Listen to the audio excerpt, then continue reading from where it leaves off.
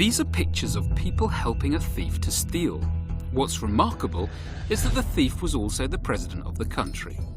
Ukraine's former president Yanukovych fled to Russia in February 2014. He claimed to be in fear of his life, but despite this, he and his cronies carefully ensured they took as much as they could with them, filling trucks, cars, boats and helicopters with money and possessions. These are some of the things they took with them, and these are some of the things they had to leave behind. President Yanukovych liked American cars.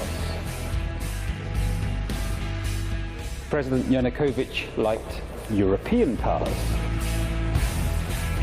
And President Yanukovych liked Soviet cars. Get the money. Yanukovych is a convicted thug and thief. He was first convicted and jailed for robbery and assault as young as 17. By the time he fled Ukraine over 40 years later, he had been accused of falsifying election results, embezzlement, nepotism, and even killing protesters. He now features on Interpol's wanted list for some of these charges. If you see the wealth of Yanukovych, this wealth was created by the corruption system. Ukraine is not a rich country. Although it has raw materials and a strong agricultural and industrial base, the average salary is around €300 a month. Mismanagement and corruption mean that around 15 million Ukrainians live beneath the poverty line. And Yanukovych's corruption only added to the country's problems.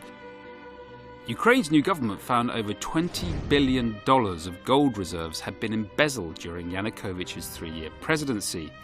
$37 billion of loans had disappeared, and around $70 billion had been moved to offshore accounts. The total cost to Ukraine of Yanukovych's corruption was estimated at $100 billion. Yanukovych's main interest had always been self-enrichment for himself, his family, and allies from his region of Donetsk. A beacon of corruption is his house on an estate outside Kiev. For a man who came from a poor background and spent most of his career in public sector jobs, the wealth on view in the house is difficult to explain. If anybody was to want to build a theme park dedicated to corruption and, frankly, bad taste, this would be it. There's a helipad, there's a yacht, there's a private lake, there's a private golf course, and there's even a pure gold toilet.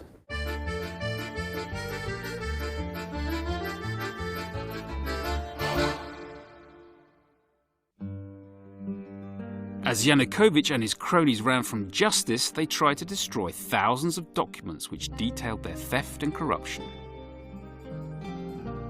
It was in these waters that Yanukovych's cronies and security men threw thousands of documents as they fled to Russia with him and his cash to escape from justice. The idea was that the documents would sink to the bottom and never be seen again. However, volunteer divers went into the freezing February water and fished them out. Today, the contents of over 200 folders are being published online on Yanukovych leaks, detailing the extent of the corruption of the man and his regime.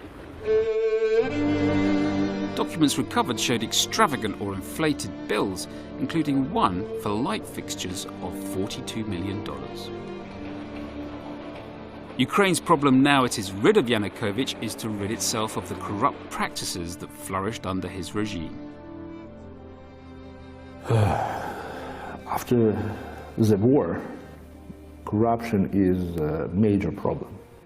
We think that actually we have about 60% of economy which is produced in the black side of economy. The Euromaidan protesters weren't just calling for better links with Europe, they were also calling for an end to the corruption that permeates many parts of Ukrainian society. And although Yanukovych is gone, it's clear that some of the corrupt techniques, mentality and people remain. We have to change the whole system of police in Ukraine, the whole system of judges. If you go to the court, people say if you don't have resources, you cannot go to the court. That should be changed. And many in the Ukrainian business community would welcome tackling corruption. It will be very easy when everybody from us, from business, will not give black money anybody. It's first step which we can make immediately today. I am optimistic, and I am sure not tomorrow, but day per day we will kick out corruption from our country. On the 21st of November 2013, ex-President Yanukovych refused to sign the EU accession deal, which would have meant a new European path for Ukraine. That refusal led to the events, some of which was taking place down here in Maidan. Since that time, the country's changed enormously. It has suffered over 4,000 deaths of civilians and soldiers, and nearly 500,000 Ukrainians are refugees in their own country. People have come back here 12 months later to make sure that that isn't forgotten, that it's not in vain, and that those sacrifices lead to a new Ukraine.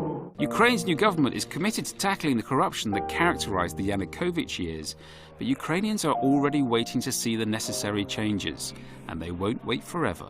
How long do you think realistically Ukrainians will wait? Up to 2 years, not more. Up to 2 years. And then? And then everything can be unexpected. I think that the new unstable period or even new revolution will come very soon if we do not compete with corruption.